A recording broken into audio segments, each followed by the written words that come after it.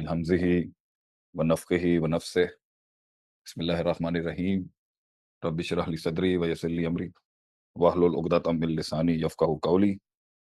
अस्सलामु अलैकुम व रहमतुल्लाहि व बरकातुहू। क्या हाल है आप सब लोगों का? Can you all hear me properly हबीबीज़?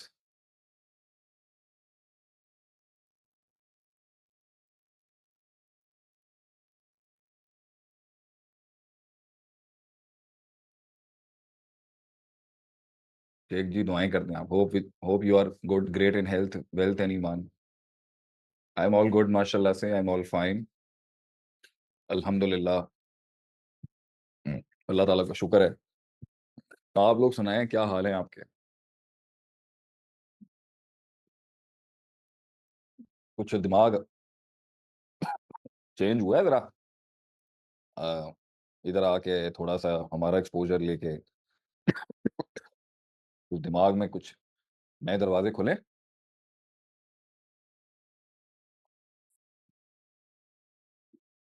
Age group लिख दें ज़रा, कौन-सा एज ग्रुप बैठा हुआ है?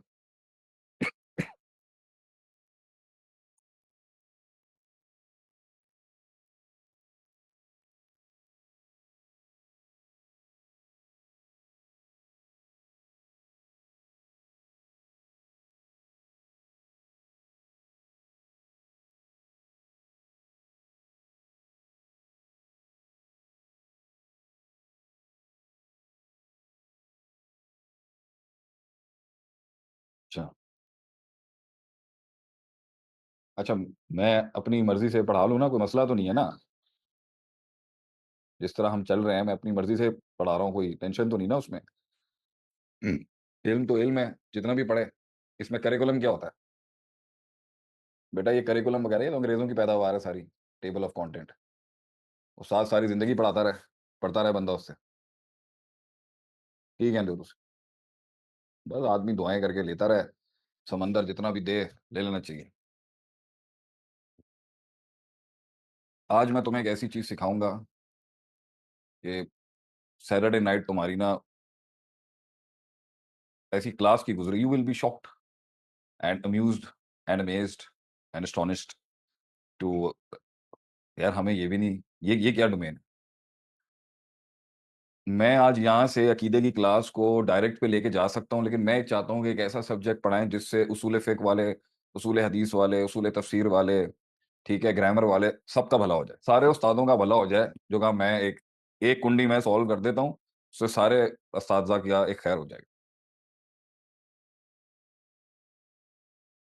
इंग्लिश में लिखो the art of codification. Codification, CODIFICITION, the art of codification. और बिनते मोहम्मद बैठी है ना, हुण तेनू टेंशन लैण दी की लोड़ है? इसको हम कहते हैं कोडिफ़िकेशन को कहते हैं इस्तिलाह साज़ी का फ़न इस्तिलाह साज़ी। गौर से सुनना और अपने दिमागों को इधर-उधर से बंद कर मैंने कहा है ना मेरी क्लास के अंदर 1 मिनट भी लूज़ करोगे, तो बहुत नुकसान हो जाएगा। वैसे मेरी ज़िंदगी की ख़्वाहिश है कोविड के बाद से कोई बड़ा कोई स्टेडियम बैठा हो ना, स्टेडियम में कोई 10-20 हज़ार बंदा बैठा हो, फिर पढ़ाए आदमी, हैं? सामने फ़ेस टू फ़ेस इल्म हासिल करना चाहिए। डिजिटल भी ठीक ही है लेकिन बैठे हों बच्चे पूरे पाकिस्तान के इंटरनेशनल लेवल के बच्चे बैठे हों और किताबें निकली हुई हों, पेंसिलें पकड़ी हुई हों, पेन्स पकड़े हुए हों, लिख रहे हों बच्चे बैठ के बस। लिख रहे हों लोग बैठ के। इल्म की इतनी शान है कि वो कहते हैं ना कि अल इल्मु फ़ी कुतुबिन कि इल्म किताबों में है, व मफ़ातिहुहा फ़ी सुदूरिल उलमाए और उनकी चाबियाँ ना अहले इल्म के सीनों में हैं। जो उन खज़ानों की चाबियाँ उलमा के अहले इल्म के सीने से नहीं लेके गया, वो जितनी किताबें खोल ले, वो नहीं सही जगह पहुँचेगा। आज मैं तुम्हें जो ये आर्ट ऑफ कोडिफ़िकेशन और इस्तिलाह आर्ट ऑफ टर्म्स कैसे रखे जाते हैं।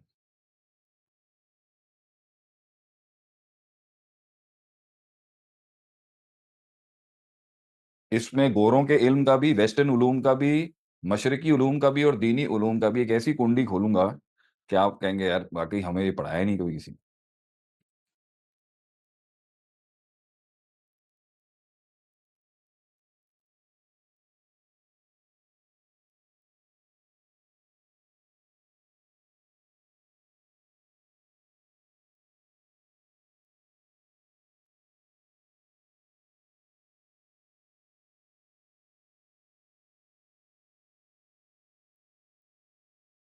बस चुप हो जाओ, बोलना नहीं अभी कोई।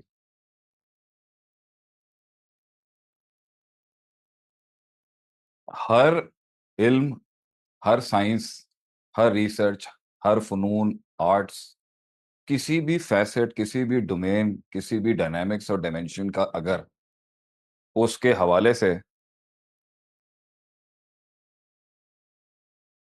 पॉज़ करना। हेलो, शेख प्लीज़ सब्जेक्ट बताएँ किससे रिलेटेड है डिस्कोर्स? ये नया है क्या? 2 क्लासें हो गई हैं, इसको भेजो। इसको मैं 2 क्लासें कैसे भी बैक लेके जा सकता हूँ? हमारा तो आधा घंटा 5 साल के बराबर हो। दुनिया में किसी भी फ़ील्ड के हवाले से अगर किसी रिसर्च टीम ने, एक बंदे ने या एक इंस्टीट्यूशन ने या एक डिपार्टमेंट ने उसके ऊपर अपना रिसर्च जमा कराया है ना, तो जब भी वो पार्टी या वो इंस्टीट्यूशन या वो ग्रुप या वो माइंडसेट जो है, उसके बारे में अपनी राय देगा ना, तो वो जितने भी कॉन्सेप्ट्स बता रहा होगा ना, उसके ऊपर वो अपना एक टर्म अटैच कर देगा। चुप करके सुनना और दिमाग इधर-उधर नहीं लेके जाना। जैसे फॉर एग्ज़ाम्पल मैंने समंदर के ऊपर अगर रिसर्च की, तो मैंने 10 साल जो समंदरों में गुज़ारे, उसकी एक-एक चीज़ को मैंने कलेक्ट किया अपना डेटा, जो मैं और उसको जब मैंने समझाना चाहा, तो मैंने उसे जिन टर्म्स के अंदर डिफ़ाइन कर दिया, वो टर्म्स उस साइंसेज़ की कोड्स बन जाते हैं और उसकी इस्तिलाह बन जाते हैं। आर्मी के अंदर जितना भी इल्म है, आर्मी और वॉरफेयर से रिलेटेड, उन्होंने अपने सारे इल्म को अपनी पर्सनल टर्म्स के अंदर लॉक कर दिया होगा। मेडिकल साइंसेज के डॉक्टर्स ने अपनी सारी रिसर्च और फाइंडिंग्स को जब लॉक किया होगा तो उन्होंने उसके टर्म्स रख दिए होंगे। जैसे कार्डियोवैस्कुलर, ये उनका एक टर्म है दिल के लिए, हार्ट नहीं बोलते, ठीक है? ऑर्थोपेडिक, उन्होंने टर्म दिया हड्डियों के सारे सिलसिले को, उन्होंने बोन्स नहीं कहा इसको। द स्टडी ऑफ व्हाटसोएवर, उन्होंने उसका नाम ऑर्थोपेडिक रख दिया। फिर उसके अंदर जितनी भी सिचुएशंस, डिटेल और तफसीलें थी, उन्होंने उनके नाम रखे। इसे हम कहते हैं इस्तिलाह। The art of codifying a concept, a reality, a research, an experiment, findings, conclusion whatsoever. किसी भी तसव्वुर को एक आवाज़ और एक अल्फ़ाज़ के साथ लॉक कर देना, वो उस आदमी की रिसर्च के अंदर उसकी पर्सनल इस्तिलाह और टर्म है। वो उसी से ही सीखी जाएगी। वो उस जो लफ्ज़ उसने एक कॉन्सेप्ट पे अटैच करके अपनी किताब या अपनी रिसर्च में लिखा है, अगर उस लफ्ज़ का मीनिंग जनरल सोसाइटी में कुछ और होगा, तो उसकी साइंस में या उसकी रिसर्च में या उसके डॉक्ट्रिन के अंदर वो टर्म किस मीनिंग में यूज़ होता है, वो डिफरेंट हो जाएगा। फॉर एग्ज़ाम्पल इसकी मिसाल ऐसे देते हैं कि अ, लफ्ज़ इमरजेंसी, इमरजेंसी का फायर ब्रिगेड वालों के यहाँ मतलब कुछ और है, मेडिकल डॉक्टर्स के नज़दीक इमरजेंसी का मतलब कुछ और है मेडिकल साइंसेज़ में। एडमिनिस्ट्रेशन वाले लोगों के नज़दीक इमरजेंसी का लफ्ज़ किसी और चीज़ के लिए बोला जाता है। लफ्ज़ एक ही है, बेसिक मीनिंग इसमें है कि भई एक chaos या टर्मॉइल क्रिएट हो गया, मगर वो इमरजेंसी किसे डिक्लेयर करते हैं, ये इमरजेंसी किसको डिक्लेयर करते हैं और ये इमरजेंसी किसको डिक्लेयर करते हैं, ये तीनों डिफरेंट है। वैसे इमरजेंसी का मतलब यही होगा, जो इंग्लिश ज़ुबान में इसका होगा। मुझे माना नहीं पता लेकिन एक सेंस आ जाती है आपको। तो हर कुछ लोगों ने इंग्लिश अल्फ़ाज़ से अपनी रिसर्च के अंदर कॉन्सेप्ट्स के नाम रखे, बाज़ ने लैटिन ले लिए, बाज़ ने इटालियन ले लिए, बाज़ ने अरबी ले लिए। जितने भी मैथमेटिशियंस आए, उन्होंने अलजेब्रा वर्ड लिया अरबी से, हमारे साइंसदानों से, हमारे मैथमेटिशियंस। उन्होंने जो है अब जैसे असैसिन वर्ड है, ये लिया उन्होंने असासीन से। तो कोई इंसान इस दुनिया में किसी भी इल्म के ऊपर अपना नज़रिया पेश करेगा, कोई इंस्टीट्यूशन, कोई मुल्क, कोई आलिम, कोई स्कॉलर, कोई पीएचडी, कोई रिसर्चर, कोई एक्सप्लोरर, कोई साइंटिस्ट, कोई ट्रैवलर, उसके अंदर वो अपने कॉन्सेप्ट्स का जो नाम जिससे रखेगा, ये उसकी अपनी पर्सनल चॉइस है। उसको जब कोई पढ़ा रहा होगा, जैसे मैं अगर इब्ने खुल्दून पढ़ा रहा हूँ, तो इब्ने खुल्दून के मुकदमे में जो टर्म्स हैं, वो चाहे उसमें जो अल्फाज हैं या कोई टॉपिक का नाम रखा है उसने, वो टॉपिक के नाम का मतलब डिक्शनरी में कुछ और हो। इब्ने खुल्दून जब सयाहत के लफ्ज़ को इस्तेमाल करेंगे ना, तो उनकी टेक्निकल टर्म को उनके टेक्निकैलिटी में देखा जाएगा कि उनकी इससे मुराद क्या है। ये बात समझ आई है कि इल्म इस्तिलाहात में बंद किया जाता है। पहले इल्म इस्तिलाहात में बंद नहीं था, कुरान हदीस था। सिंपल। मेरे बच्चों, तुम्हें ये बात समझ में आई है कि जब इल्म फैकल्टी में और कोर्सेज में और डिपार्टमेंट्स में डिवाइड होता है, तो फिर उसकी पूरी एक टीम होती है जो उसको ऑर्डर में करती है कॉन्सेप्ट्स वाइज। मेन सोर्स क्या है? कुरान हदीस। कुरान हदीस अपने रॉ फॉर्मेट के अंदर 6,666 आयतें हैं, 40,000 हदीसों का ही नाम है, जो 23 साल में बातें अल्लाह ने की रसूल सल्लल्लाहु अलैहि वसल्लम से। रिपीटेड हदीसों के साथ, मुख्तलिफ थोड़ी बहुत रद्दो-बदल के साथ, ये 1 लाख हदीसें हैं। 40,000 ओरिजिनल होंगी, 1 लाख हदीसें रेपिटेशंस के साथ हैं। एक ही ने लिखे नोमेनक्लेचर, एक ही मारिए ने। चेक करो की मतलब है रहा। और मुख्तलिफ उलूम जब कुरान हदीस के समंदर से निकले, तो जिसने भी कुरान हदीस के समंदर से अपना रिसर्च पेश किया उम्मत के आगे, उसने अपने कॉन्सेप्ट्स को जो उसने कुरान हदीस में ढूंढे और बड़ी लगन से मेहनत करके ढूंढे, उसने उसके टर्म्स रख दिए, इस्तिलाह रख दी उसकी। ठीक है? अब आज का दौर का जनरेशन जी की प्रोडक्ट कहती है कि भाई डायरेक्ट कुरान हदीस पे चले जाओ। क्या मैं कहता हूं इससे अच्छा मॉडल ही नहीं है कि डायरेक्ट कुरान हदीस पे जाए आदमी। मगर डायरेक्ट कुरान हदीस पे जाने के जो फॉर्मेट्स हैं, मैंने पहले बताया था पहले सेशन में, वो 23 साल पर मबनी है। 23 साल का स्कूलिंग है, 23 साल का करिकुलम है, 23 साल की एप्लीकेशन है। ठीक है? तो उसको हम 23 साल में तो, और वो उस्ताद नहीं, वो शागिर्द नहीं, वो हालात भी वैसे नहीं जो एग्जैक्ट रेप्लिका हम दिखा सकें। तो इसलिए बेस्ट पॉसिबल सिचुएशन में ओरिजिनल टेक्स्ट तो आज भी सिक्योर है, कुरान हदीस। अच्छा, लोग रिसर्च करते हैं समंदर पर, पहाड़ों पर, जियोलॉजी, और जो है ये ज्योग्राफी और बायोलॉजी और zoology and many different areas of study. हमारी स्टडी जो है, वो जिस पहाड़ समंदर के ऊपर है, उसका नाम है कुरान हदीस। अब कुरान हदीस से हजारों उलूम निकलते हैं। कुरान हदीस से हजारों उलूम निकलते होंगे। वो बेसिक उलूम जिससे हमें अल्लाह की मुराद तक पहुंचना है, वो कुरान हदीस है। डायरेक्ट जाने के लिए वो 23 साल का अपरेटर्स और लेबोरेटरी क्रिएट करनी पड़ेगी। वो 23 साल की लेबोरेटरी सहाबा के दौर में ही मुश्किल थी रेप्लिका करने में। इसलिए ताबईन जो हैं वो सेकंड बेस्ट जनरेशन है, तबा ताबईन थर्ड बेस्ट जनरेशन। लेकिन कुरान हदीस जो है, ऐसा नहीं है कि वो प्रिजर्व नहीं है। टेक्स्ट प्रिजर्व है, मीनिंग भी प्रिजर्व है। बेटा ये नोमेनक्लेचर वगैरह ना, इतनी अब एकेडमिक में जाने की जरूरत नहीं, सिंपल समझो भी यहाँ पर। कुरान हदीस का जो टेक्स्ट है वो सिक्योर है। इन्ना नहनु नज़्ज़लना ज़िक्रा व इन्ना लहू लहाफ़िज़ून। हमने ये कुरान को नाज़िल किया, इस ज़िक्र को, कुरान हदीस को, ये प्रिजर्व्ड है, ये महफूज है। फिर इसका मीनिंग भी प्रिजर्व्ड है। ऐसा नहीं है कि कुरान के अंदर एक लफ्ज़ आ जाए, उसके बारे में पहली 3 जनरेशनों में 70 सालों में पता ही किसी को नहीं था कि भाई कुरान के इस वर्ड का बेसिक मीनिंग क्या है। फिर इसकी एप्लीकेशन जो है, वो एप्लीकेशन एक हुई है उस फॉर्मेट में जब उलूम ही नहीं थे। डायरेक्ट अप्लाई किया सहाबा के दौर। ताबईन के दौर में थोड़ी कम होगी, डायरेक्ट मेथड में, मतलब फिर भी कुछ कुछ ना कुछ डिवाइस कर लिया होगा उन्होंने कि यार ये वाला जो मेथड है ना, जो रसूल सल्लल्लाहु अलैहि वसल्लम के 23 साल के करिकुलम है, इसका नाम ये है। तो पूरी कुरान हदीस एक, गौर से सुनना, पूरी कुरान हदीस एक सिचुएशन भी है, पूरी कुरान हदीस एक एप्लीकेशन भी है, पूरा कुरान हदीस जो है वो मॉडल भी है, और पूरा कुरान हदीस जो है वो मेथोडोलॉजी भी है, पूरी कुरान हदीस साइंसेस भी हैं, पूरी कुरान हदीस जो है वो सब कुछ है अपने अंदर।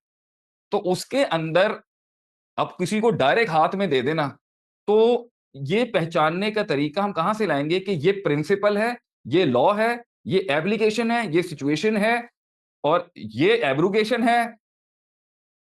Get the point? ये उन्होंने जेन्युइनली नेचुरली रसूल से सीखा, और अगलों को सिखाने के लिए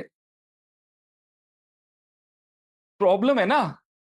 भई मेरे से जिन्होंने डायरेक्टली पढ़ा है, और अब जो मुझसे पढ़ रहे हैं, जो डायरेक्टली मेरे साथ बैठे हैं सुबह-शाम, उन्होंने मेरी ज़िंदगी भी देखी है, और जो डायरेक्ट मुझसे पढ़ रहे हैं, फ़र्क है इसके अंदर। जो बाद में आने वाले, फ़र्क है ना थोड़ा-सा।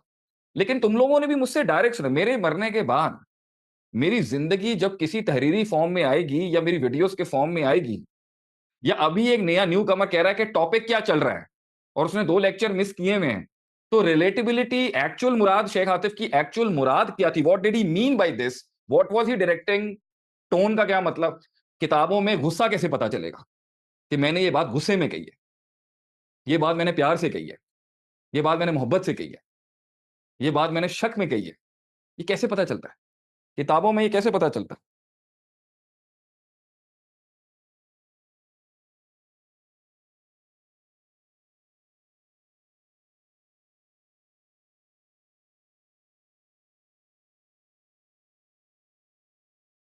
क्लियर?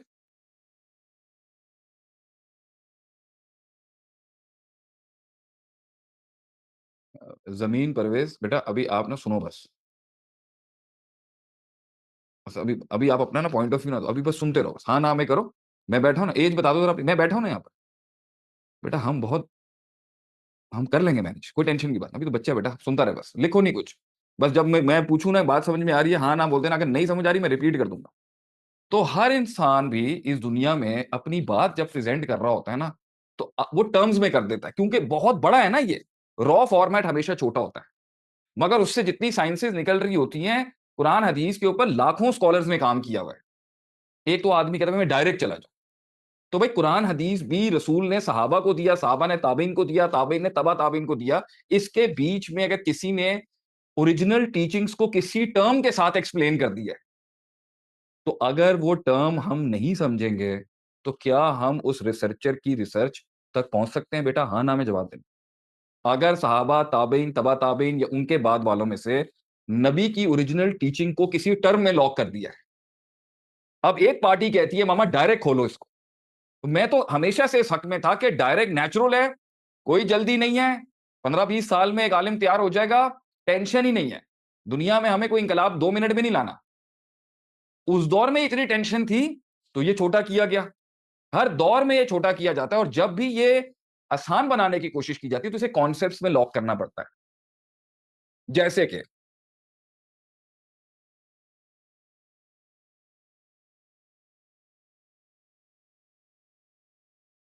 अरबी ज़ुबान में जुमला अगर नाउन से शुरू हो रहा है, वर्ब से नहीं, तो वो जुमला जो नाउन से शुरू होता है, ऑब्जेक्ट से शुरू होता है, वो हमेशा उसमें सबसे पहली चीज़ नाउन आएगी, फिर उसकी एक्सप्लेनेशन आएगी। अरबी ज़ुबान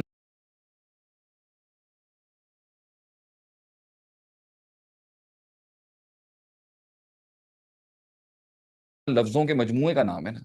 एक ऐसा जुमला जिसमें इस्म पहले आए और बाद में उसकी एक्सप्लेनेशन आए, तो ये भी एक अंदाज़ है कुरान हदीस में और अरबी ज़ुबान में। ये एसपी क्या होता है? हैं?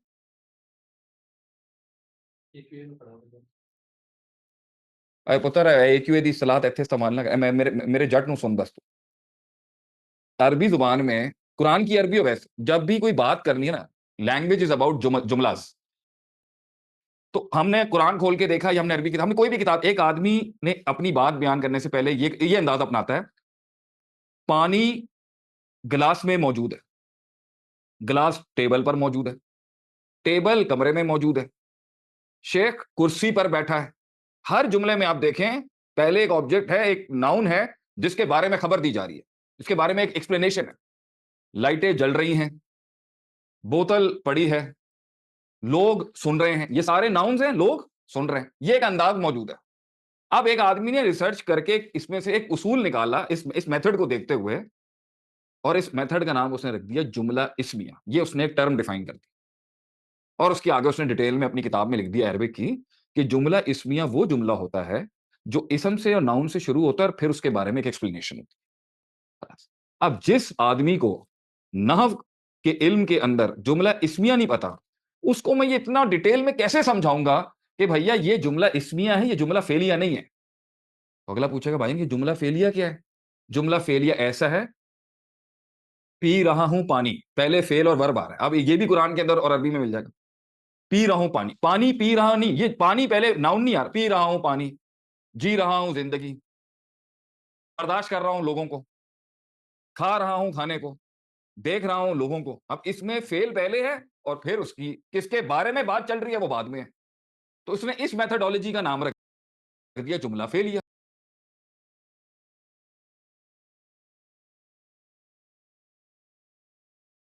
मैंने अब मैं कहीं नॉर्मल में बात कर रहा हूं और नॉर्मल में तेजी में बात कर रहा हूं। अब भाईजान आपसे गलती जेन्युइन मैं अब ये किसी से बात कर रहा हूं और तेजी तेजी में इल्म निकल जाए। अब भाईजान आप समझा करें मुब्तदा यहां पर मरफू होना चाहिए, जुमला इसमें आइए। अब इसमें मुब्तदा, मरफू, जुमला इस्मिया, ये तीनों टर्म्स मैंने यूज़ किए हैं। किसी को खेद समझ में नहीं आना कि मैंने क्या बोला अगर मैं जारगन्स बोलूँगा, क्योंकि ये एक इल्म के 3 बड़े टर्म्स हैं। मरफूआत, जुमला इस्मिया, मुब्तदा। तो जो इल्म नहव नहीं पढ़ा हुआ होगा, वो मेरी मुराद नहीं समझ जाएगा। अब इस पे कोई पब्लिक आके मुझे कहे, शेख साहब आसान करके बताएँ टर्म्स का भरम ना जाने यहाँ बैठ के। तो मैं उसे बोलूँगा भाईजान, तू फिज़िक्स में जा और न्यूटन्स लॉ को जनरली एक्सप्लेन करने की कोशिश कर दे और न्यूटन लॉ का नाम हटा दे, कैसे समझाएँगे आप? मुश्किल है। तो रिसर्चर्स का सबसे बड़ा कंट्रीब्यूशन ये होता है बच्चों, कि वो एक तसव्वुर को एक टर्म में लॉक कर देते हैं। उस फील्ड की टर्म की अगर तमीज़ नहीं है तुम्हें बात करने में, क्या तुम में वो हुस्न और वो डेप्थ और वो महारत आएगी? सिर्फ गाड़ियों के पुर्ज़े खोलने से इंजीनियर तो नहीं बन जाएगा ना आदमी। होल्ड करना ज़रा।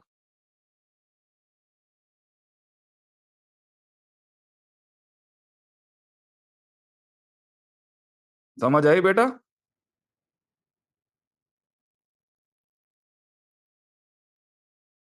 ये बात समझ में आई कि अगर एक प्रॉपर इंस्टीट्यूशन के एक्सपर्ट्स की रिसर्च को एक इंजन पर हो या कुरान हदीस के ऊपर, एक प्रॉपर ऑथराइज्ड सर्टिफाइड एक्सपर्ट की रिसर्च को, उसकी मेहनत को, उसकी सारी ज़िंदगी की लगन को आप उठा के चुक के फेंक के डायरेक्ट जाना चाहते हैं, आप चले जाएँ भाईजान, लेकिन जब काम हुआ है तो व्हाई रीइन्वेंट द व्हील? पहिया फिर से क्यों इजाद करना है जब बेसिक पे से भी बहुत ऊपर का काम पहले हो चुका है।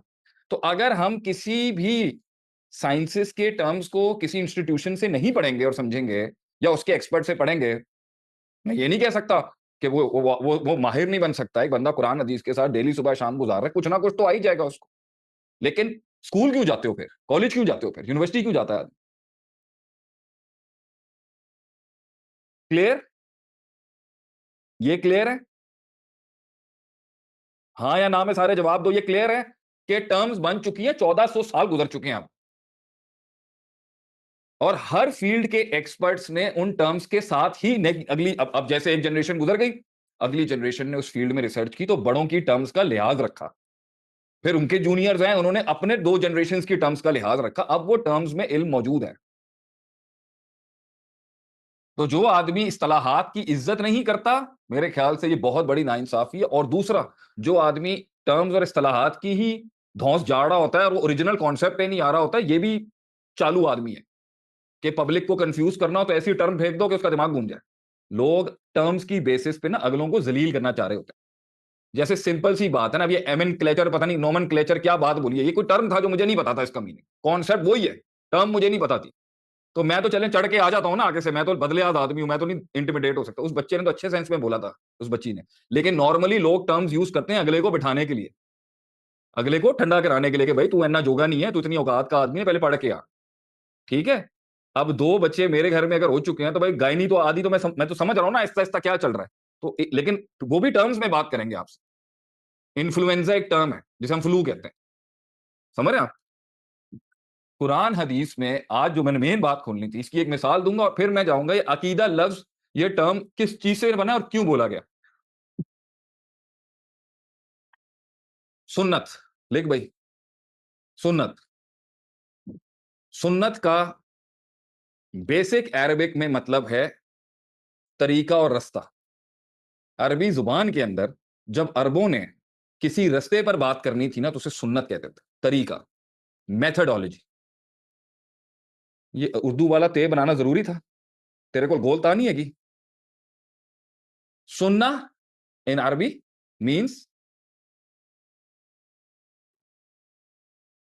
शाबाश, सुन्ना इन अरबी मीन्स तरीका। सुन्नत का मतलब अरबी में क्या है? तरीका। उसूल हदीस में कि हदीस क्या होती है, हदीस के क्या फ्रेमवर्क्स हैं, हदीस कैसे आई, क्या हुआ, क्या है, जब उसके एक्सपर्ट्स ने भी सुन्नत के लफ्ज़ को अपनी साइंस में इस्तेमाल किया। लिखो, सुन्नत, उसूल हदीस वालों ने भी इस्तेमाल किया वर्ड, अरबी से लेके उनका कॉन्सेप्ट सुन्नत से मुराद तरीका नहीं है। उन्होंने एक स्पेसिफिक कॉन्सेप्ट के लिए एक टर्म डिफाइन करनी थी, उन्होंने सुन्नत लफ्ज़ उठा लिया। उसूलुल हदीस की साइंसेज वाले लोग जब सुन्नत लफ्ज़ बोलेंगे ना, तो ज़रा उसके पीछे का कॉन्सेप्ट जानना ज़रूरी है। तेरी स्पीड 10 दी पे ही हमज़ा मलक ते तू आज खाना नहीं खाता था। नहीं, हाँ, ठीक है। उसूल हदीस के अंदर सुन्नत का डेफिनिशन क्या है, मैं बाद में बताऊँगा। तुम बस लिख दो उसूल हदीस में सुन्नत, उसूल फिक की साइंसेज वाले कि भाई फतवा कैसे कुरान हदीस से डिराइव किया जाता है, उसके क्या प्रिंसिपल्स हैं, उन्होंने भी एक लफ्ज़ सुन्नत यूज़ कर लिया। उन्होंने किस कॉन्सेप्ट पे सुन्नत यूज़ किया, वो भी मैं खोलता हूँ। मैं सिर्फ एक मिसाल दे रहा हूँ कि अगर आपको टर्म्स के बारे में नहीं पता हो ना, तो कितना उल्लू बनाना कितना आसान है।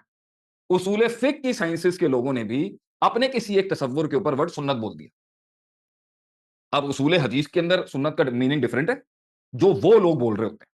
उसूल फिक में सुन्नत का मीनिंग डिफरेंट है।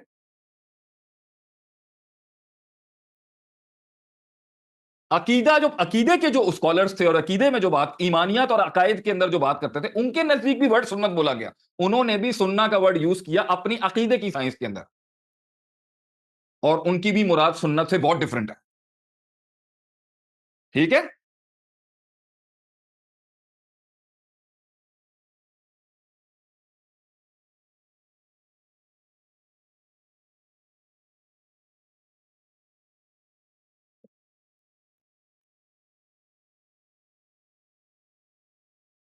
इजाजत है तो मैं खोलूं सारा। एक लफ्ज है अरबी जुबान में सुन्नत, तीन साइंसेज में उसके मीनिंग कंप्लीटली डिफरेंट है। अब अगर एक इंसान कहे दाढ़ी रखना सुन्नत है, तो भैया हमारे ऐसे आम लोग तो कह देंगे ना, हाँ भाई सुन्नत का हमें मतलब ये है कि जो फर्ज नहीं होता। आपके नजदीक सुन्नत की यही डेफिनेशन है ना, वो अमल नबी का जिस पे पकड़ नहीं होगी अगर ना करें तो, ये फर्ज और वाजिब नहीं, यही है ना। एक ऐसा अमल जो कर लें तो नेकी है, ना करें तो इस पर पकड़ नहीं है, ये फर्ज नहीं है। ये सुन्नत की डेफिनेशन उसूल फिक वाले और फुकहा के नजदीक। फिक और उसूल फिक के मास्टर्स जो हैं, वो जब सुन्नत वर्ड बोलते हैं ना, तो वो अल्लाह के हुक्म की डिग्री की इंटेंसिटी बता रहे होते हैं कि ये अल्लाह का हुक्म इस लेवल का नहीं है जिसपे सदा अजाब भी हो सकता है, ये थोड़ा सा लेसर डिग्री का हुक्म है। उन्होंने अल्लाह के अहकाम की टोन को स्टडी किया, अल्लाह की पूरे मिजाज को स्टडी किया, अल्लाह ने के पूरे कुरान हदीस को स्टडी किया और पता कि भाई यहां अल्लाह जरा हैवी बात कर रहा है और यहां पर थोड़ी सी छूट दे रहा है। तो उन्होंने उस कॉन्सेप्ट को लॉक कर दिया कि वो अमल जो जिस पर अजाब नहीं है, जो छूट जाए तो गुनाह नहीं है, कर लेंगे तो एक्स्ट्रा बोनस है, उन्होंने उसका टर्म दे दिया सुन्ना, कि ये है वाजिब से लेस डिग्री का अमल। ये फुकाहा और उसूल फिक के नजदीक सुन्ना है। ओरिजिनल ग्रामर अरबी लुगत से भी इसका लेना देना नहीं है, और अकीदा और उसूल हदीस और मुहद्दिसीन से भी इसका लेना देना। उसूल हदीस के नजदीक वालों के यहाँ, या मुहद्दिसीन के नजदीक, सुन्ना वर्ड उनकी साइंसेज में किस लिए बोला जाता है? आप सल्लल्लाहु अलैहि वसल्लम का हर वो अमल जो जुबान से निकला, कौल, जो आपने करके दिखाया, अमल, या किसी ने आपके सामने किया और आप खामोश रहे, इसको वो कहते हैं सुन्ना। क्लियर? नबी अकरम सल्लल्लाहु अलैहि वसल्लम का मुंह से अमल, कौल, जिस्म से अमल, या किसी ने आपके सामने किया और आप खामोश रहे, वो भी इस पूरे कॉन्सेप्ट को ज़खीरा हदीस और कुरान में जब उठाते हैं, उन्होंने एक टर्म देके लॉक कर दिया सुन्ना। सुन्ना मुहद्दिसीन के नज़दीक आप सल्लल्लाहु अलैहि वसल्लम की नबूवत से पहले की भी ज़िंदगी इसमें आ जाती है। आप सल्लल्लाहु अलैहि वसल्लम भेड़-बकरियाँ चलाते थे, ये हम पर मैंडेटरी तो नहीं है ना कि हमें करना ही करना है। आप सल्लल्लाहु अलैहि वसल्लम 5 फुट 11 इंच के थे, तो मैं 5 फुट 9 इंच का हूँ, तो मैंने सुन्नत छोड़ दी क्या? आप सल्लल्लाहु अलैहि वसल्लम अरबी हैं और मैं अजमी हूँ, तो क्या मैंने सुन्नत छोड़ दी क्या?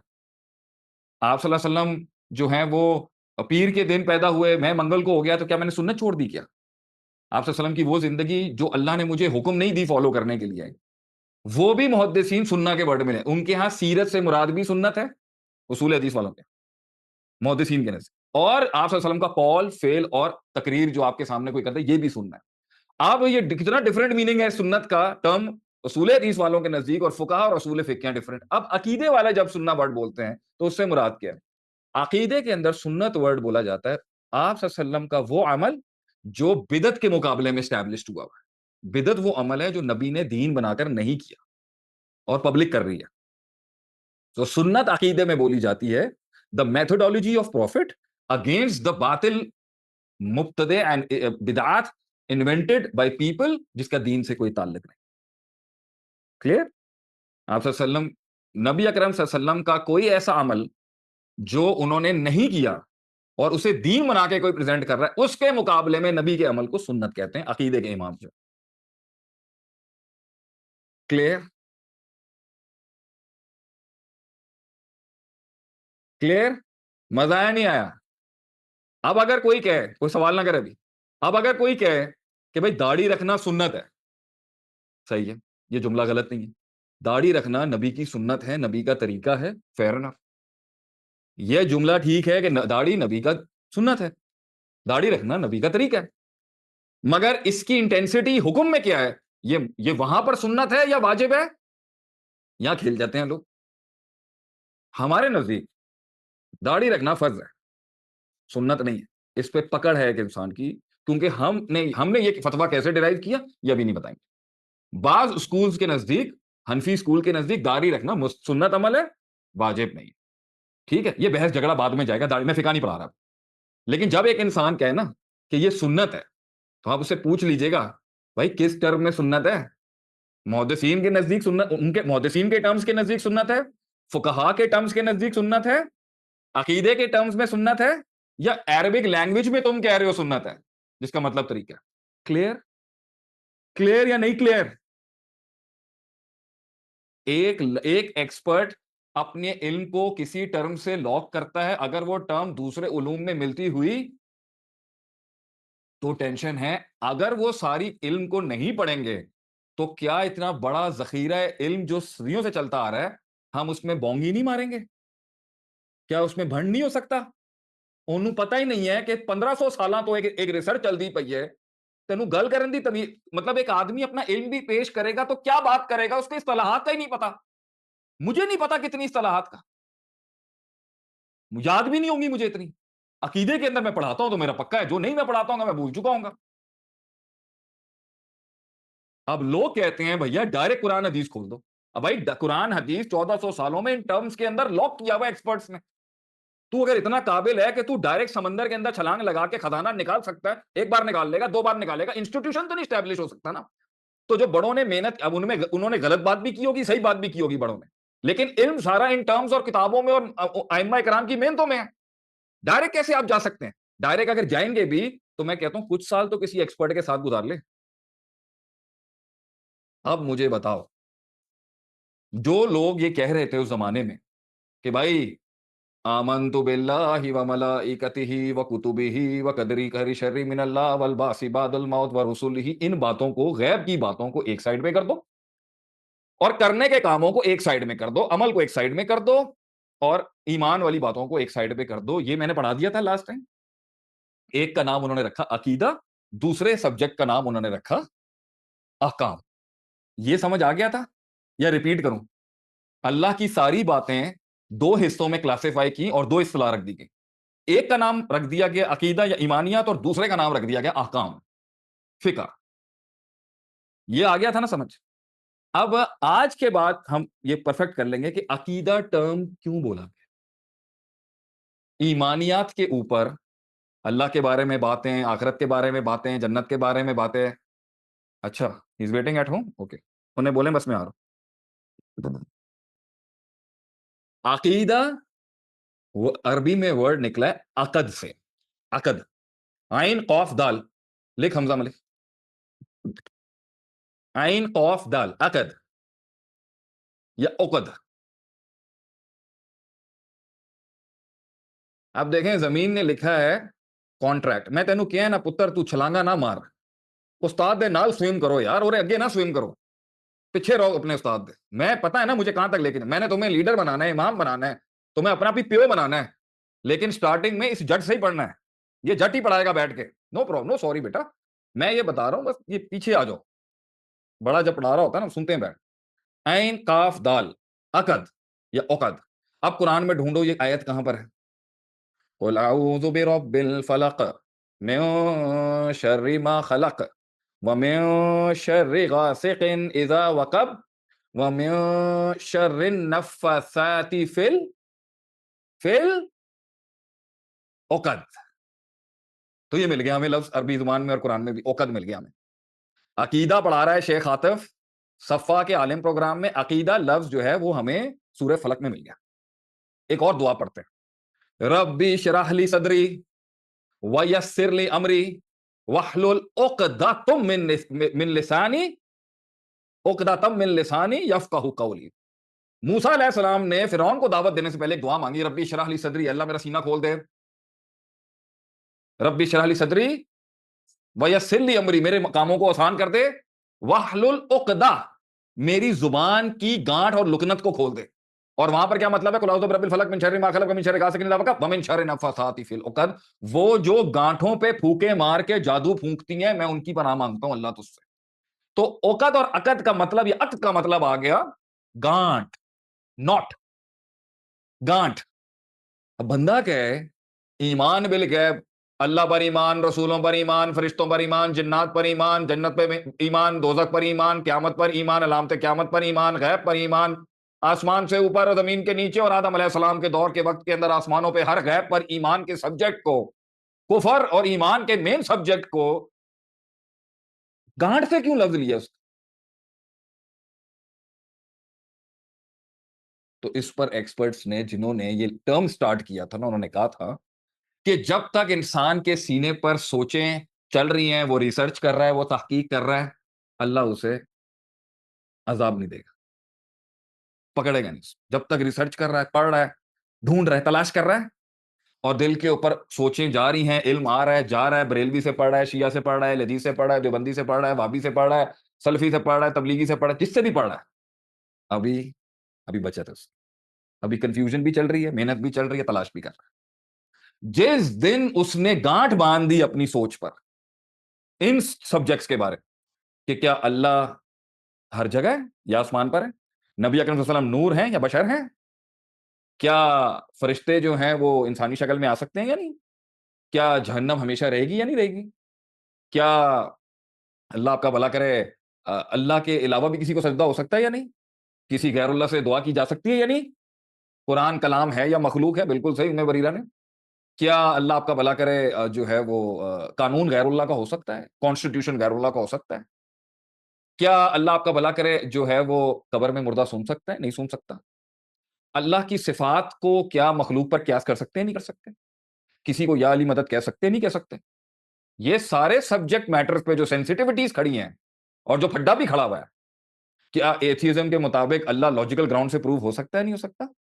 क्या अल्लाह के बारे में जितनी भी ये जिस दिन गाँठ बाँध देगा ना उस पर, ये उसका फ्रेमवर्क और माइंडसेट और अकीदा और ईमान है। And I think, in my humble opinion, बड़ों ने बहुत क्लास का टर्म यूज़ किया इस्लाम में एंट्री और एग्जिट के प्रिंसिपल्स के ऊपर। वो गाँठ जो इसकी सोच ने बाँध दी है, और अब ये उसे सिर्फ रिसर्च नहीं करता, ये कलेजे से मानता है इस बात को, कि गौस पाक जो है ना, अभी कल मैं क्लिप देख रहा था, गौस पाक ने, अल्लाह एक टाइम पर वलियों को कुन की इजाज़त दे देता है कि जो कुन मैं बोलता हूँ ना, इन्नमा अमरु इज़ा अरादा शैअन यक़ूला लहू कुन फयकुन, वो वली भी कुन बोल सकता है। और ये जिस दिन इसने गाँठ बाँध दी ना इन इन हस्तियों के बारे में, कि अल्लाह भी बच्चे देता है और ये भी बच्चे देता है, तो भाईजान ये उसका अकीदा है। इस पर हम हल्के नहीं आ सकते भाईजान। एक बंदा जादू करता है, जादूगर से मदद लेता है, किताबों में स्टार्स पढ़ता है, एक दूसरे को ज़ोडिएक साइन से जज करता है, मैं एरीज़, ये सैजिटेरियस हूँ, तो हम पूछेंगे उससे, "यार ये तो मज़ाक-तफ़री में बोलते हो, तू मानता है वाक़ई इसको, कि हाथ की लकीरों के अंदर ये लिखा होता है?" अगर तो उसने कहा ना कि भाई मैं मानता हूँ कि पत्थर में तासीर होती है, जो अंगूठी शेख साहब आप पहनते हैं ना, इससे बड़ा फ़र्क पड़ता है, सितारे हिल जाते हैं आपके, तो हम ना उसको फिर उसी तरह ही लेंगे। ये नन्ना नहीं है अब, ये अकीदा है इस हज़रत का। कोशिश हम करेंगे उसको रिलैक्स देने की कि यार मज़ाक होगा, शायद तू ढूँढ रहा है अभी कोई मसला। अगर वो कन्फर्म आएगा ना, तो फिर एक अकीदा इस्लामिया है, जो इस्लामी अकायद हैं नबी के दौर के, और एक वो अकीदा है जो इस्लाम का लिबादा ओढ़ के भेड़ों में एक भेड़िया छुपा हुआ है, और वो 2, 3, 4, 5 नहीं हो सकता, वो एक ही होगा। अकीदा एक ही है। इसमें कोई रिसर्च, एनालॉजी, नए दौर के मुताबिक अकीदा ने ये नहीं हो सकता। अकीदा वो फ़र्म बेस है बेटा, जिस पर जंग होगी इंसान की। अकीदे में कोई रिसर्च नहीं होता। हाँ, अकीदे की साइंसेज़ में रिसर्च हो सकती है, जो काम पड़ा हुआ है। अकीदे के अंदर मॉडिफिकेशन नहीं हो सकती। गाड़ी ओरिजिनल ही रहेगी चाचा, और इसी पे मरना है आपने। इसी पर खात्मा ईमान होना चाहिए। अगर आप ये मानते हैं कि नबी अकरम सल्लल्लाहु अलैहि वसल्लम इंसान नहीं है, नूर है, तो हम इसे आपका अकीदा एक्सेप्ट करेंगे। ये आपका अकीदा है। और अगर मैं ये मानता हूँ कि आप सल्लल्लाहु अलैहि वसल्लम दुनिया के लिए एक हिदायत का नूर है, जिस्मानी लिहाज से एक इंसान है, जैसे इंसान है। आदम की औलाद है, जैसे सब आदम की औलाद है। ये मेरा अकीदा है। अब इसके ऊपर ही हमारी दुनिया और आखिरत की जंग है। आपके साथ भी और गैरों के साथ भी। मैं नहीं मानता उसको, और आप भी कहें कि भाई ला आबुदू मत आबुदू वला अंतुम आबिदून। मैं भी नहीं मानता, आप भी नहीं माने। ये मेरा स्टांस। इस पर आप मुझे वहाबी कहें, अहले हदीस कहें, सलफी कहें, गुस्ताख कहें, बाबों का मुनकर, वो आई डोंट केयर। और आप भी केयर नहीं करिएगा कि अगर मैं वाकई चढ़ के आता हूं, मैं अपने 2 बेटे अल्लाह से लेके आया हूं, किसी और से लेके नहीं आया। मैं इसी को ही मानता हूं, और मैं किसी और चीज को नहीं मानता। मैं रिस्पेक्ट पूरी कायनात में हर किसी की कर सकता हूं, लेकिन अकीदत और अकीदा अल्लाह के लिए है मेरा सिर्फ। यही पाएंगे हम आप।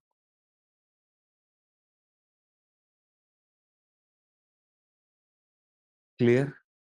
बेटा प्लीज से यस।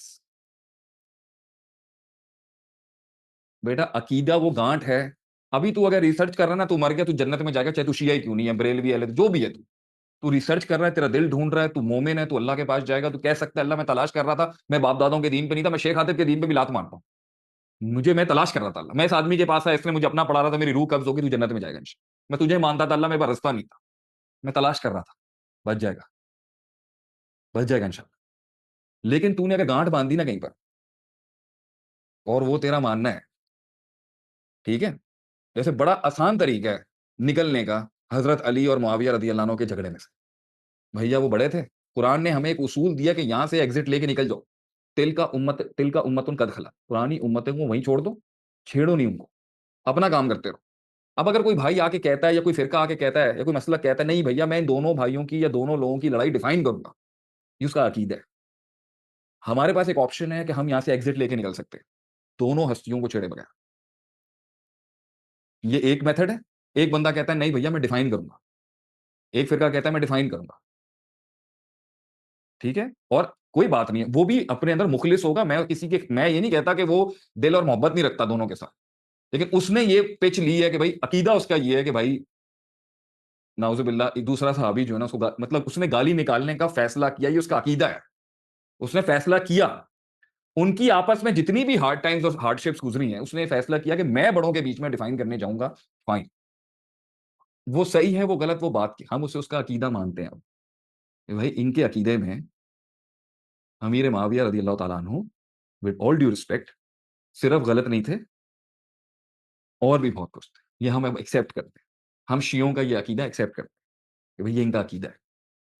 मोस्टली राफ़ज़ी यही मानेंगे कि भाई इन दोनों के बीच में टसल थी, हार्ड टाइम्स था, तनाव था, हमने डिफाइन किया, और हम एग्जिट नहीं लेंगे ऐसे। फाइन, हमें इसमें कोई एतराज नहीं है कि उसने की है। अब इस पे एकेडमिक बहस होनी चाहिए। बंदूक उसने भी निकाल ली, बंदूक मैंने भी निकाल ली, ये सेकंड स्टेज है फिर वारियत। अगर एक आदमी दो साहबा के बीच में एक स्टैंस ले रहा है, इस पे लड़ाई नहीं बनती थी। उन्होंने भी बंदूक उठाई है, मेरी साइड के लोगों ने भी बंदूक उठाई होगी।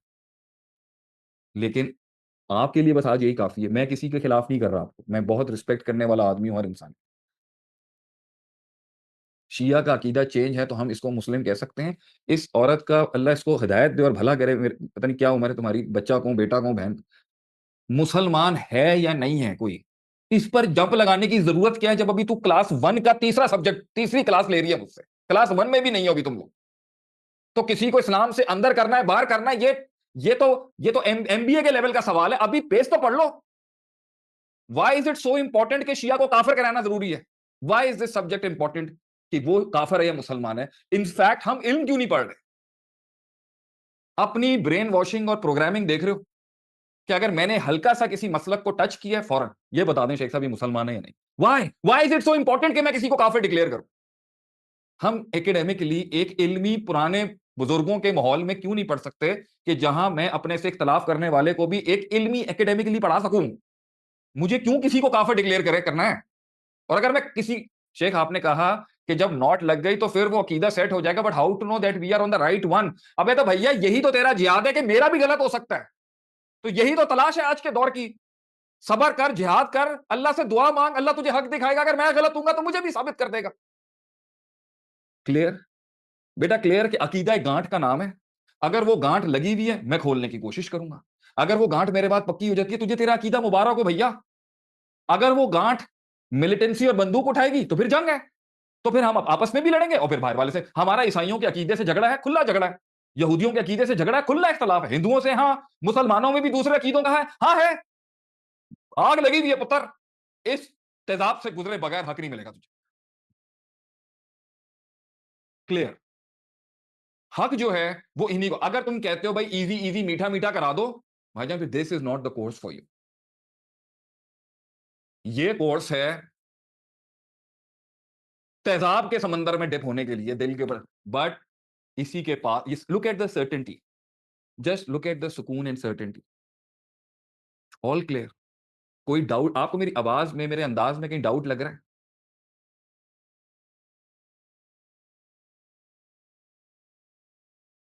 सर आप कितना ज्यादा गुस्सा करते हैं, फिर हम आपसे सवाल भी नहीं पूछ सकते डर की वजह से। बेटा, उस्ताद का गुस्सा दूध मलाई होता है, दूध मलाई। मक्खन पेड़ा कहते हैं उस्ताद की डांट को। और तूने गिला कर दिया आज मुझसे। मैं नहीं कहूंगा आपसे तुम लोगों को कुछ। बस इतना सब्र था।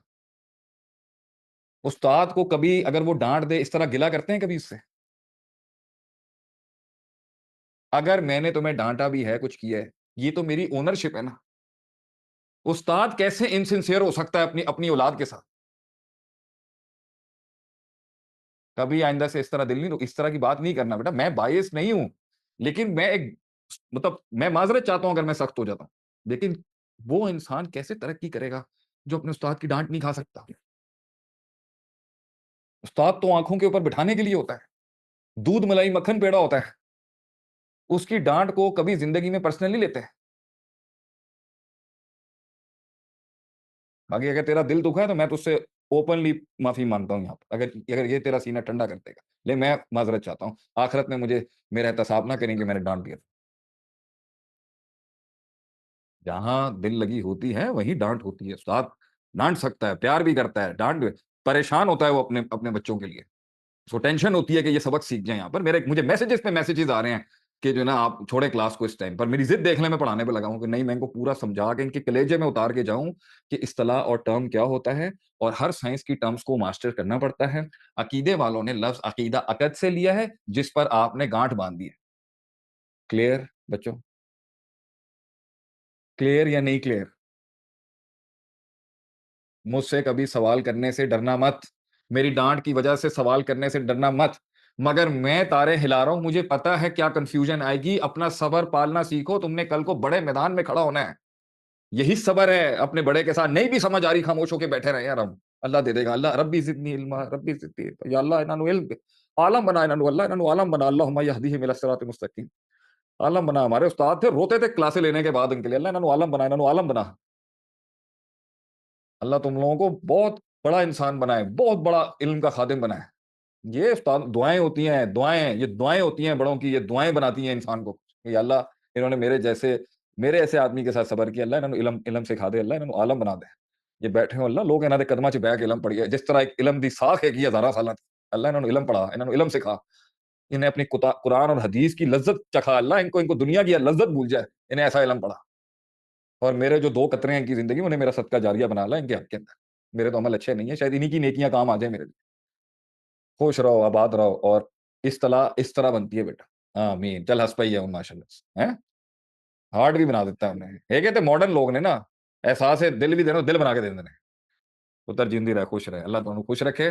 अकीदा अकद से निकला है और अब अकीदे के अंदर हम जाएंगे मेन सब्जेक्ट पे। अल्लाह पर ईमान पढ़ाऊंगा मैं सिर्फ इस सेमेस्टर। पूरा अकीदा तो मैं टच भी नहीं कर सकता। आमनतु बिल्लाह जो है ना, वो है सफ़ा का असल मेरा सब्जेक्ट। अल्लाह पर ईमान। ये नालायक, ये निकम्मा, ये छोटा इंसान, ये अल्लाह का ज़र्रा, ये पढ़ाएगा आपको। शेख आप अकीदा पढ़ाएँगे पूरा फ्रॉम ए टू ज़ेड। फिर वही बात। अरबी में एक टर्म है रिज़ा बिल क़लील। मुसलमान कम भी मिले ना उस पे राज़ी हो जाता है।